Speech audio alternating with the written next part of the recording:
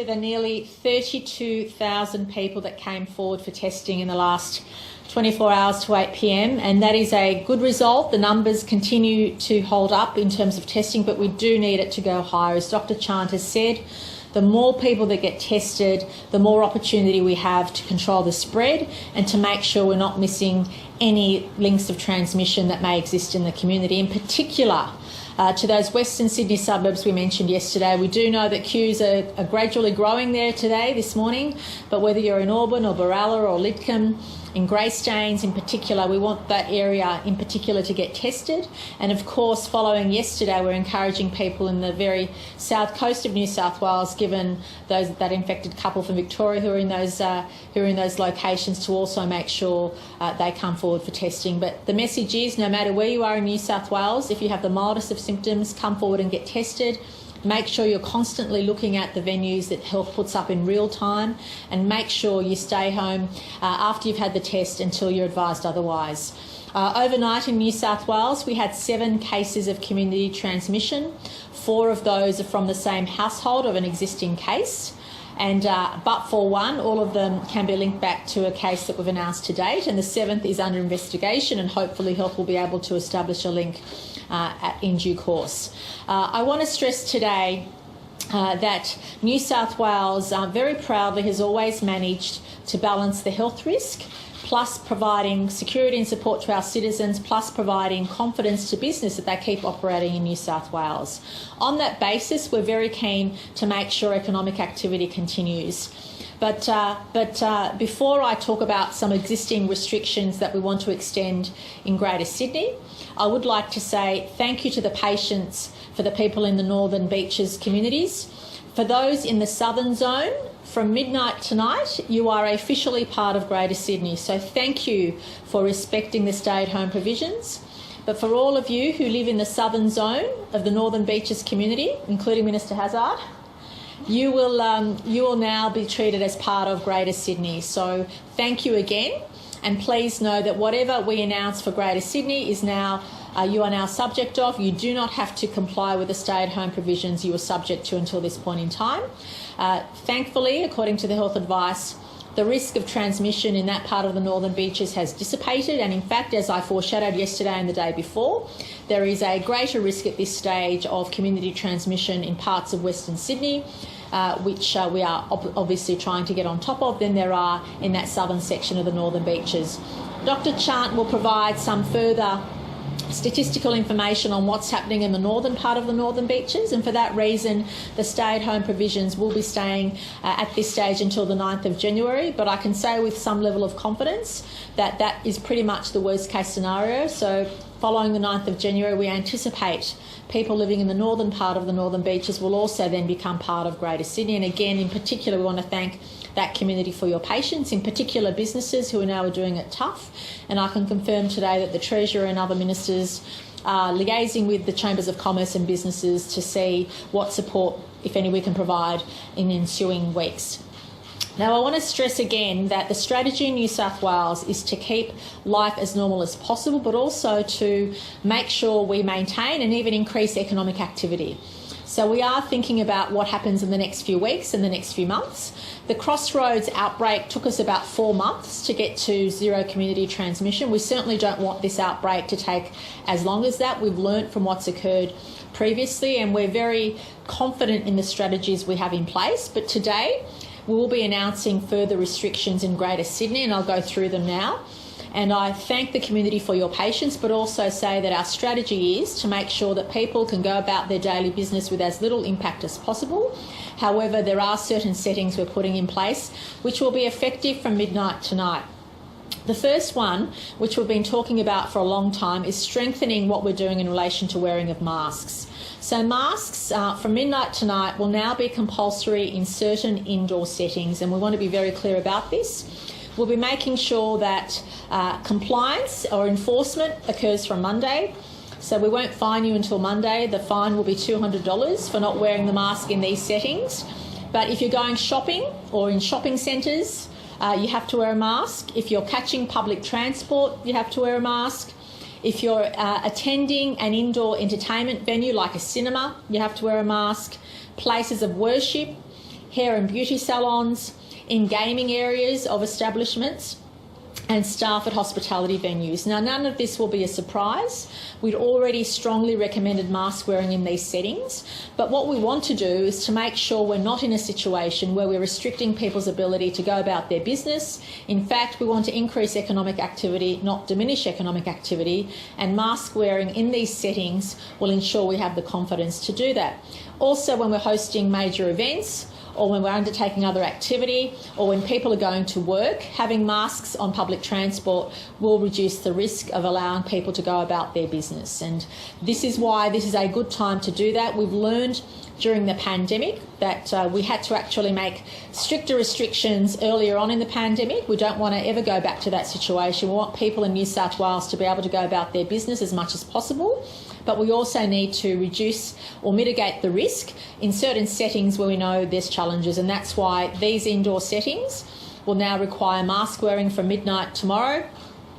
However, we won't enforce that until Monday to give everybody time, but it wouldn't be a surprise to anybody. We've been talking about this, Dr. Chant and I and Minister Hazzard have been talking about this for months and months.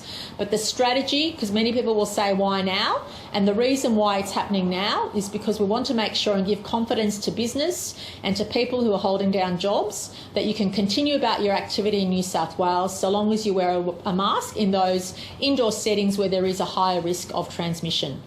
In addition to that, we're reducing gym classes back down to 30. Currently it's at 50. I don't think there's any surprises there. No nightclubs, no surprises. You can't dance or sing at this current time. Weddings, funerals and places of worship, we are reducing to 100 at this point in time. And of course subject to the 4 square metre rule. So if there's a venue that's smaller, it'll be less than 100. So we are capping weddings, funerals and places of worship back to 100. And again, we want to prevent any super spreading events which will put New South Wales backwards. Outdoor performances and outdoor activity, which is less controlled, we're reducing to 500, down from 1,000. And in terms of controlled outdoor events, we're reducing that from 5,000 down to 2,000, again, to mitigate the risk of any super spreading events. Now, in relation to the SCG and the cricket test, I want to confirm today that our health officials, police and the event organisers will be doing a walkthrough to go over the COVID safe plan, and health will continue to make further recommendations if there are any adjustments to the COVID safe plan. I've spoken to the event organisers and police are also aware clearly compliance is an issue. On paper, plans are fantastic, but you need to make sure they work. And today, health will be going through the venue with the organisers and with police to make sure that that event is as safe as possible. But this is an example where the New South Wales government strategy is to keep jobs, to keep community morale and well-being whilst making sure we're COVID safe. And we feel in New South Wales we can continue to strike that right balance and to make sure we give a sense of normality to people's lives. I also wanted to stress that in regional New South Wales, none of the settings will be changed at this stage. However, having spoken to the Deputy Premier and other colleagues and obviously based on the health advice, at this stage we are strongly messaging people to make sure they're COVID safe, especially as there are a lot of tourists in different communities. To date, the sewage testing has been negative in the regional communities, especially those areas where there's a high number of tourists, and we want that to remain the case. We do know that in some parts of regional New South Wales there is slightly more complacency because of their remoteness. However, we ask everybody to make sure you're COVID safe in regional New South Wales as well.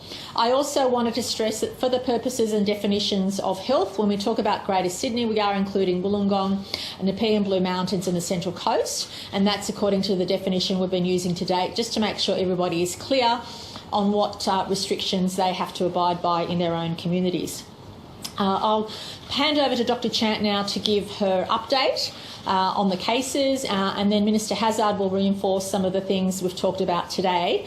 And can I also briefly say that in the next week I will be taking off some leave, and it's not something that I like to do, but something I feel I should do to make sure I'm at the top of my game, having not had a break in 18 months. But I want to assure everybody that I'll continue to get the daily updates regularly, and if there's any cause for me to come back and be on deck, I will. But I just want to thank everybody for your support and appreciate your understanding. And I'll see you all in a week, if not beforehand. Thank you. Dr. Chant. Thank you, Premier. So there were 7 locally acquired cases of COVID in the 24 hours to 8 p.m. last night, with an additional 12 cases in returned travellers in hotel quarantine. Of the 7 new locally acquired cases to 8 p.m. last night, 5 of the locally acquired cases are from Western and Southwestern Sydney and linked to the Barawa cluster. There is now a total of 7 in this cluster. The original case, a man in his 40s, 5 of his family members and a co-worker.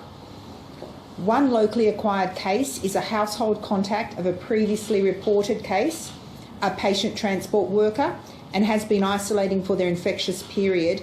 This is the 2nd family member of this patient transport worker to test positive, while a co-worker also previously tested positive. Whole genome sequencing reveals that their infection was acquired from the returned travellers they transported, and so they're not part of the Avalon cluster. There was 1 locally acquired case, is from inner southwestern Sydney, and the source of their infection remains under investigation. Testing levels were increased at 31,864, compared around the same level the previous day at around 32,000 the previous day. I can't stress enough how pleased I was to see a text from the district indicating that there were queues for testing in Western Sydney. I would like to say that there are multiple testing locations, and we are working very hard to scale those, open those clinics over extended hours. But I'm really gratified to see the response from the community, and we need that response. There have been a number of venue exposures in that area that do cause us concern, and just one of them I want to particularly update you about is we are concerned about the potential transmission risks at the BWS at Barawa on Woodburn Road. So anyone who's been there between Tuesday the 22nd of December and Thursday the 31st of December inclusive is urged to check the New South Wales Government website for details of the times that we're concerned about in particular. But really, people who attended at any of the exposure dates and times should get tested immediately and self-isolate until they receive a negative result. There are also a couple of other venues that I wanted to highlight that we've added, and these relates to anyone who attended any of these exposure dates and times should get tested immediately and self-isolate until they receive a negative result.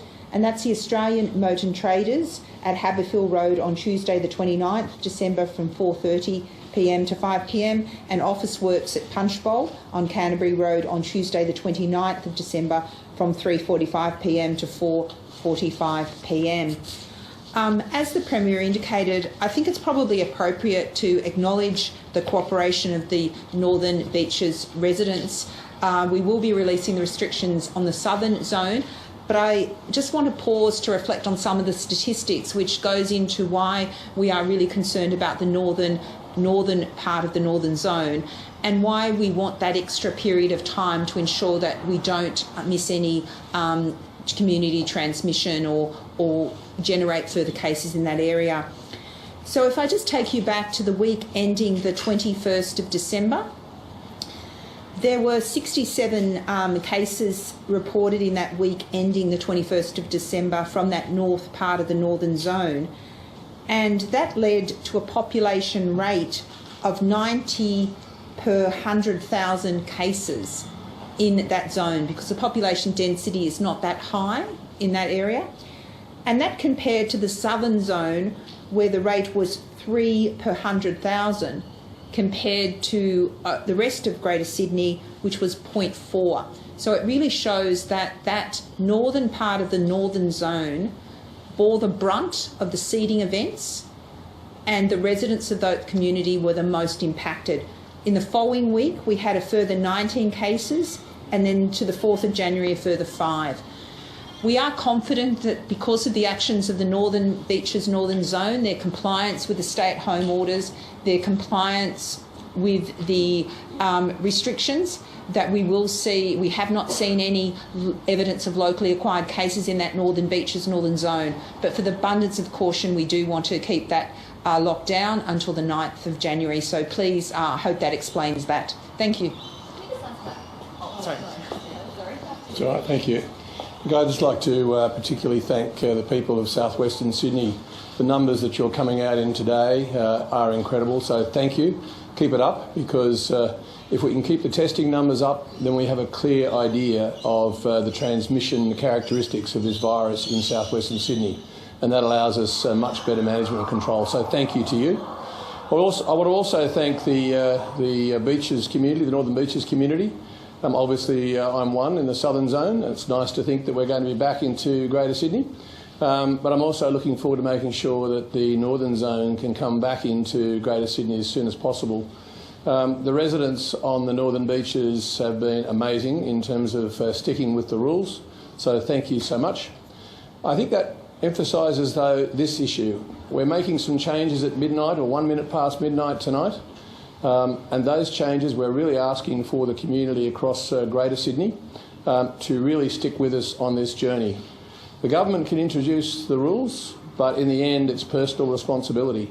We need each and every individual to realise that this is how we can live in a safe way with a virus that is determined to stay. This virus has no intention of disappearing quickly.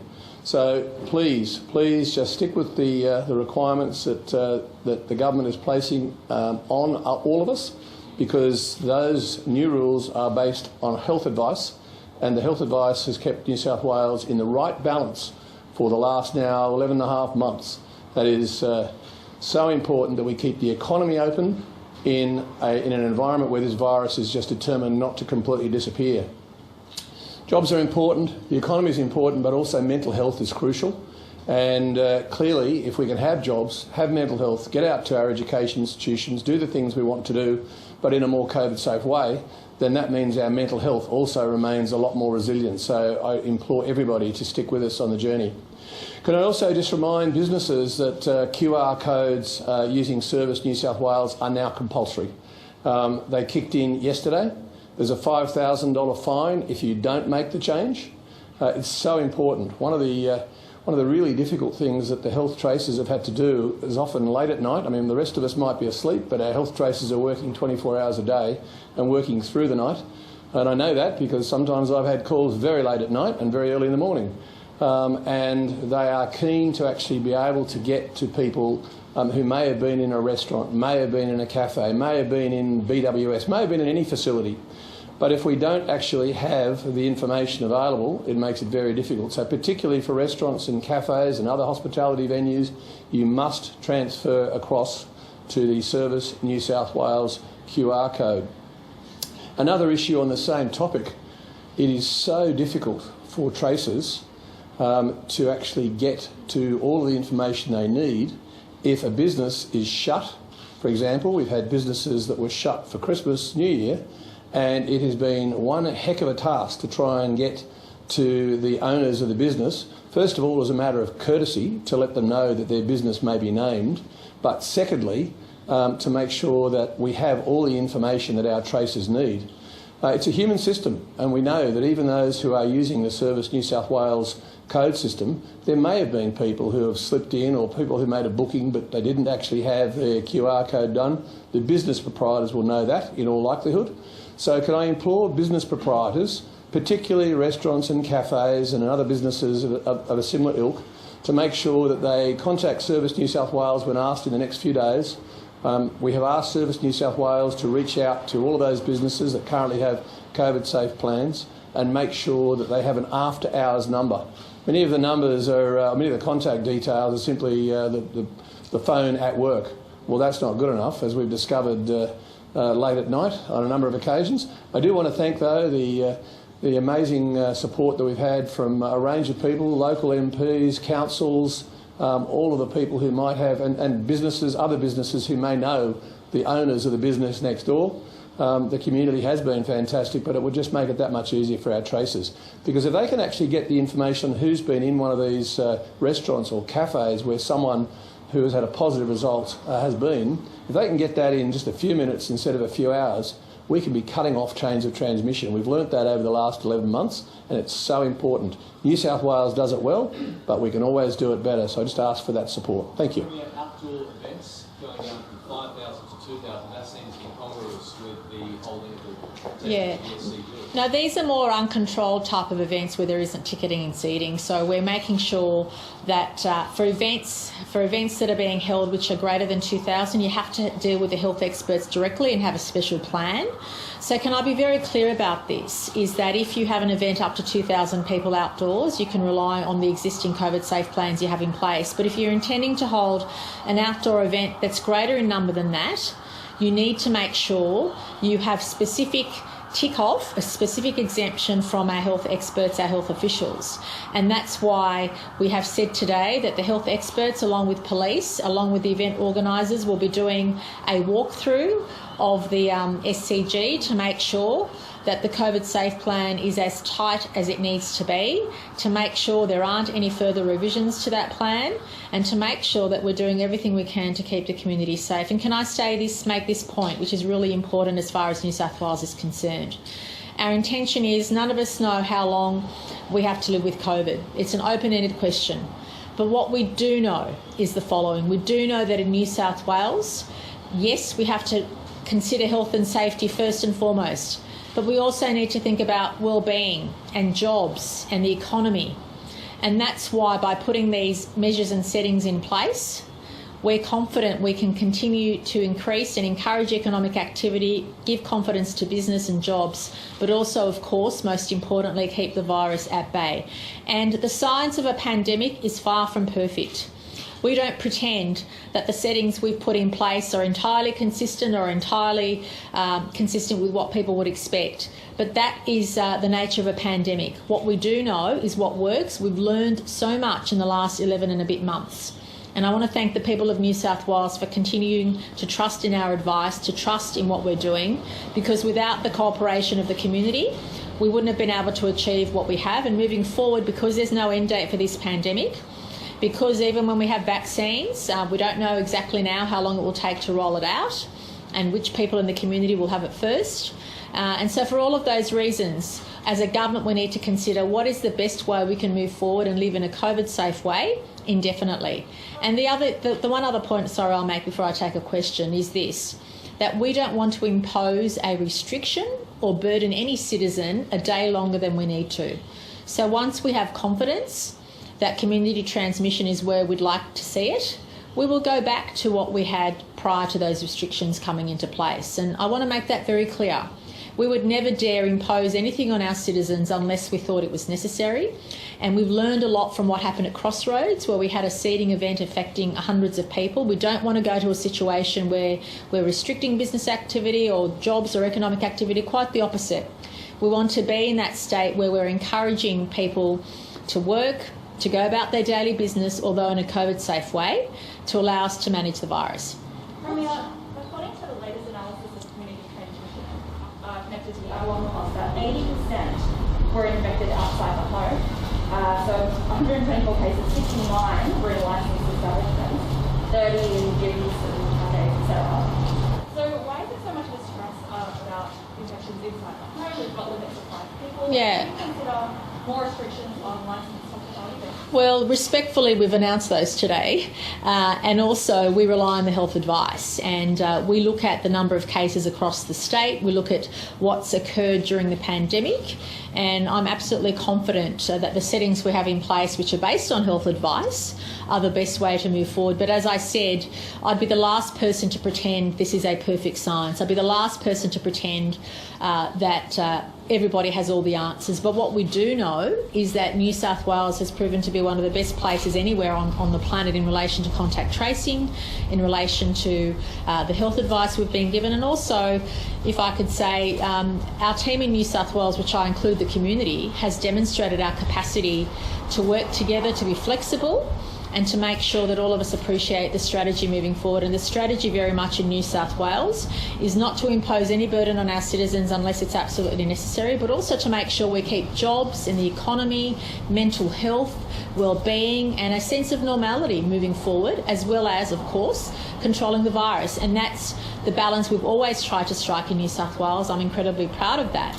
But if at any stage Dr. Chant or any of her experts give us advice to the contrary, we're more than happy to take that advice, and I want to make that clear as well, which is why we've imposed the additional restrictions we have, especially when people are in those higher risk indoor settings. And we know from the last round of cases we've seen in the last couple of weeks, especially in the last few days, that in retail outlets, especially within workers, we need to be extra careful. And we also want to ask businesses to consider, for example, at a gym, it's not just the equipment, but what happens in the change rooms. At a retail outlet or a supermarket, it's not just what happens on the shop floor, but also what happens in the tea rooms. How is stuff? Same as the SCG test, though. I mean, people aren't rigidly sitting in their one seat. They are sharing handrails at restaurants. They are in toilets. It's not an entirely controlled environment. Well, that's why Health has specified in relation to that event that people must stay in their zones. So there are very stringent guidelines in that plan about making sure people stay within the zones they're required to stay in, which is why there will be a high level of policing, which is why it will be a very controlled and ticketed event. And the fact that people have to wear a mask when they're going to and from the event, whether it's public transport or otherwise, will also mitigate the risk. So we appreciate what people might say about us continuing to hold those events, but also consider the thousands of jobs it keeps, consider the sense of normality it gives us.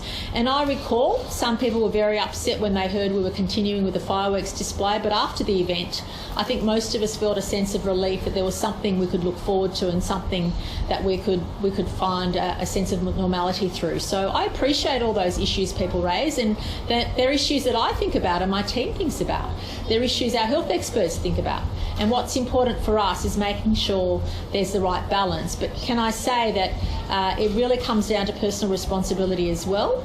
We always act on the best health advice, but we also expect individuals to step up and be responsible, especially after they've had some alcohol. And that is really important for everybody to step up and take personal responsibility no matter what setting you're in, because the virus doesn't discriminate.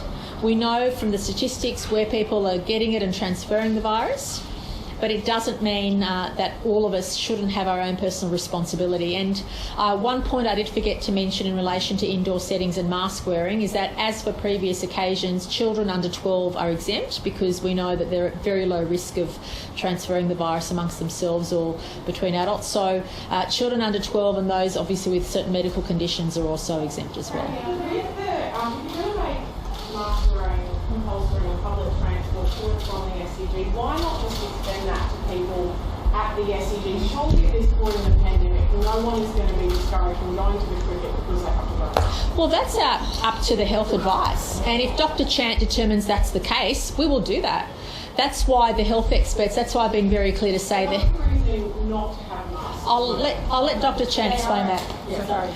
So currently they are encouraged to wear masks as part of the COVID safety plan and the messaging associated with all our events. I'm pleased to see some previous events where the operators also handed out, for instance, even masks that were in the team colours to promote it. It is an important risk mitigation, but we're particularly concerned about points where people might be coming on transport because it's closed. You know, things like buses raise our concern more because there's opportunities it's for a greater duration of exposure. So we'll be relooking at the plan and make sure that there's a lot of opportunities to further strengthen it. But I would want to acknowledge the fact that there has been intensive planning around all of the major events. I'd like to acknowledge our transport colleagues, but also the venue operators.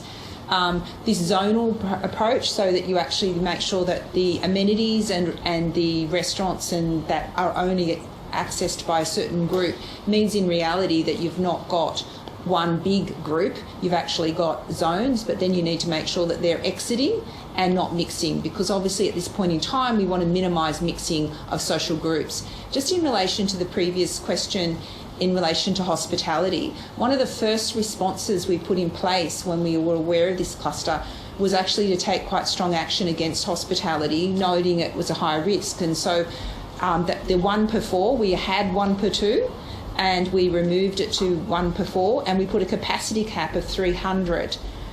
So it had to be the lesser of you had to have 1 per 4, and you could have a maximum cap of 300. We also removed some of the higher risk activities. So we described no singing, chanting, you had to go back to seated alcohol, and you had to not have any dancing. Again, they're the sort of behaviours where we know we get mixing of broader groups. As a household group, if you go out to a restaurant, the people you are likely to be going out and socialising with that social group, what we're trying to do is make sure that you don't then socialise with a whole lot of people that you don't know in your social network. That is the greatest risk for us in terms of seeding further transmission. Why the change in health advice now when it comes to masks? We have been asking this question. There has been a bit of a push for. Look, I think we've always had to weigh up where we are with the community transmission. So whilst it took us 4 months to, declare local transmission, there was probably large periods of time where we actually had very, very little evidence of community transmission. So that's got to weigh into the fact that at what point we add masks to the armoury. We'd also been, I think, messaging mask wearing. And what's really interesting is that the data shows that the community almost respond to when a risk occurs. So we have seen the data uptrend. But what we're seeing is that's not high enough for us at this point, when we really want to just get to that no community transmission as quickly as possible.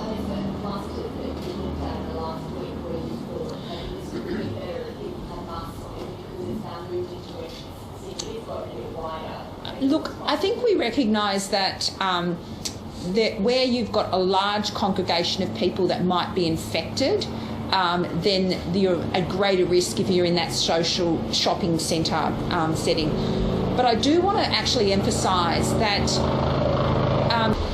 so whilst we're adopting the strengthened requirements about mask wearing, can I just stress that it is one of the lines of defence, and the key message to everyone is please do not go to work if you have any symptoms of COVID.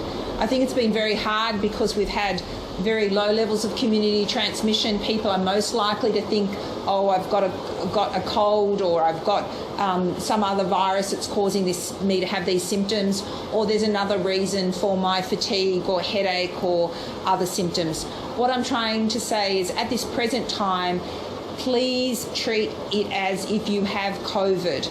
Isolate and get a test. So don't just push through and say, oh, I've got a mask on, I'll protect others. It's really critical at this point that we have those high testing levels. Masks are one additional barrier, and they're most effective in indoor spaces. But what we know from COVID is it's multifactorial. Even if there is a group of people wearing masks in an indoor space, yes, it reduces the risk, but you've also got to look at ventilation and other aspects, and hopefully excluding people that are symptomatic as well. So I would just like to encourage workplaces to ensure that they've reviewed their COVID safety plans.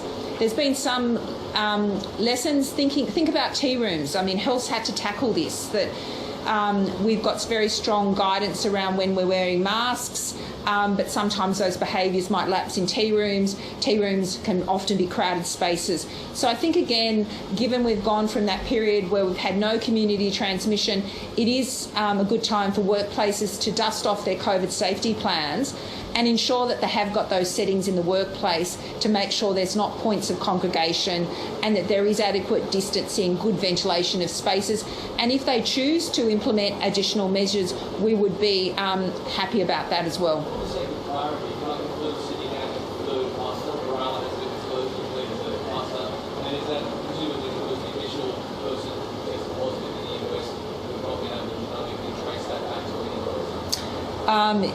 Yes, that's correct. We are waiting for the genome sequencing. So the genome sequencing will be available tomorrow. And so we would think that there are two possibilities.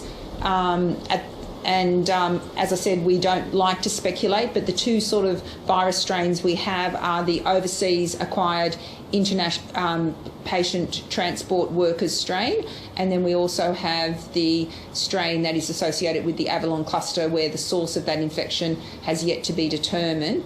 No commonality of people crossing over like that person in the West having had anything to do with any changes, only from the genomic? We don't know that yet, so that genomic sequencing will help us pinpoint.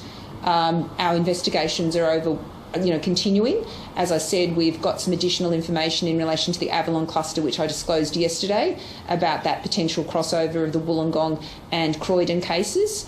And we will continue to make those links. And can I just thank everyone for accepting those repeat calls from us to give us that information to look at those crossover points. As we make linkages, the more linkages we can make, the more confidence we have we're not missing chains of transmission. So that's the real important critical issue. We often see household numbers go up and down, so we do actually see that household transmission.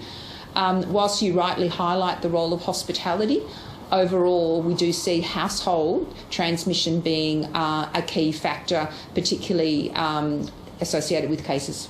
How many cases have been actually transmitted during public transport? Have there been any? There's only been a couple of cases where we believe it may have been transmitted on public transport, and they've all been reported in our epidemiology report and publicly. I think this is, from memory, there was a case in the CBD area where there was a bus, I think an eastern suburbs bus route, where 2 people were tapped off in very short time. We know they were on the same bus at the same time. We were unable to review the CCTV footage because it had been past the time that they keep that. Transport are now extending the time for the CCTV footage.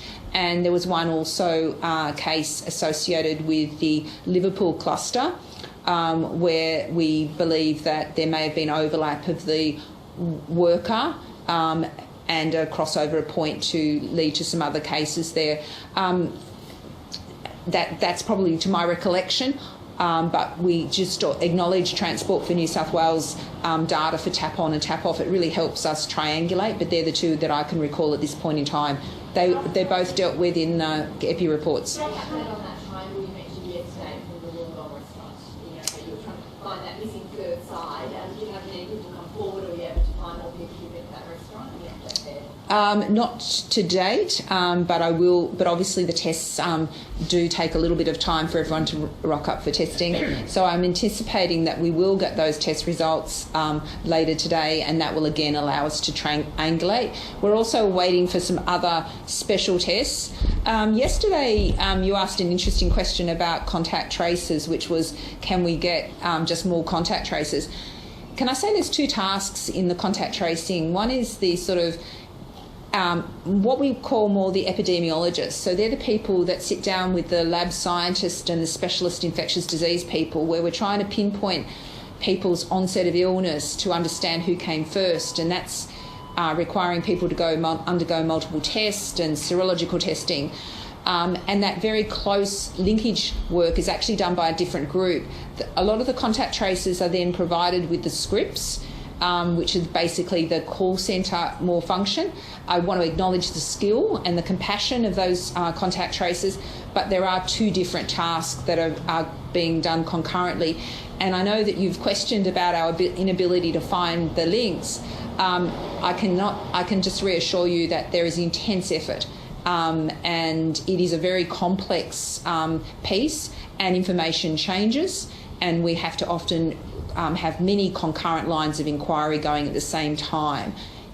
I don't know if this is one for the Premier or Mr. Hazzard, but about ticket sales at the SCG, I don't know if you're across that, but surely there must be an attrition rate at the moment, not only from the doom and gloom surrounding the possibility there in a mass crowd, but the uncertainty of people not wanting to spend their money, not knowing if there's going to be a lockdown. I think people are used to the fact that during a pandemic things can move very quickly, and I think the public would understand. But obviously, as I said, our health experts and the police will be doing a final walkthrough of the COVID Safe Plan today to make sure everything is to the satisfaction of our health experts, and we would never do anything to jeopardise the health and safety of our citizens. But I also think we appreciate that at very short notice the people of our state understand decisions that need to be taken. They understand the consequences of what might occur, and we're very deeply grateful for that. The patience that people have demonstrated in very frustrating circumstances has been really amazing. We're deeply grateful for that. But as I said, there'll be a final walkthrough today with health, the police, the event organisers to make sure the plan is as safe as it can be, because again, it's about that fine balance of making sure we keep health and safety the number one priority in New South Wales, but that we also keep jobs going, we keep the morale and wellbeing and mental health of our community strong, and that we also consider down the track how we live safely with COVID. Considering the contact times there, it doesn't look like to the average eye that it's a member of staff. Is that correct? And if so, how worried are you about that lineup, considering how Yeah, I'll allow Dr. Chant to comment about that, but the question's pretty accurate. Yeah. Look, at the moment it's important we don't release any information that allows further identification. Our public health messages are very clear. That anyone who attended the BWS at Barawa in the periods that I named before need to get a test, need to isolate with the most minimal of symptoms, and even if you've recovered, please get a test. That will actually help us incredibly. Obviously, such a venue we are concerned about, and interestingly, I've just received a text that indicates that one of our previous unlinked cases are linked now to that venue. So it does highlight, and I think I've called it out on repeated occasions, that we are concerned about that. We need widespread testing in the community, and I'm incredibly pleased with some of the turnout we've seen to date, but we just need to have that sustained. One day is not sufficient, and I also need to urge that testing to increase around Wollongong as well.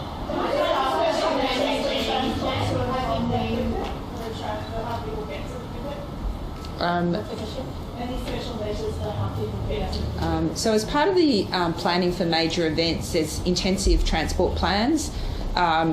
We've had quite stringent measures about social distancing on trains and buses as an adjunct as well.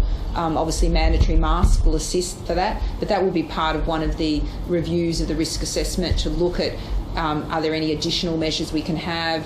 What are any of the risk points associated with the transport plan? So that will be part of the comprehensive assessment today.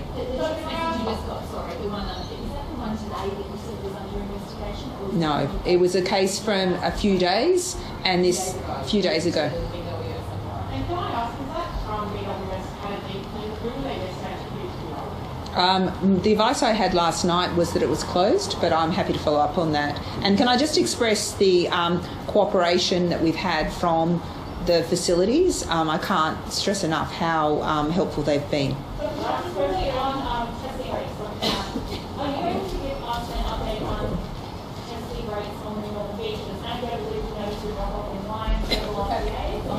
Look, the testing rates on the northern beaches have been extremely high. Almost, I think it was 43% of the community came out to be tested. So they've been fantastic. Thank you for your interest. We're off. See you later. We've been hearing there from health authorities. In fact, I think we're still possibly hearing from the Premier, Gladys Berejiklian.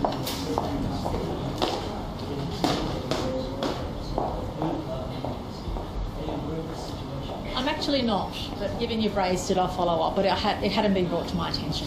Okay, are you concerned that perhaps this is the case, given all your hard work that you've been putting in place? Oh, I'm sorry, I don't know anything about it. I can't comment. But can I just make a general statement that the rules and restrictions are in place for a reason, and any breach, intentionally or unintentionally, causes us great concern. And if that was the case, would be on top of it straight away. Thank you, everybody. Thank you. There's 2 people who currently travel from Melbourne to Goulburn who are going to be fined $19,000. How concerned are you about that? Well, look, we ask everybody to stick to the rules. Even one breach can have a massive consequence. And of course, we ask everybody just to exercise common sense. And if you do feel you're in a position where you need to have an exemption for whatever reason, please let us know. Thank you. Thanks.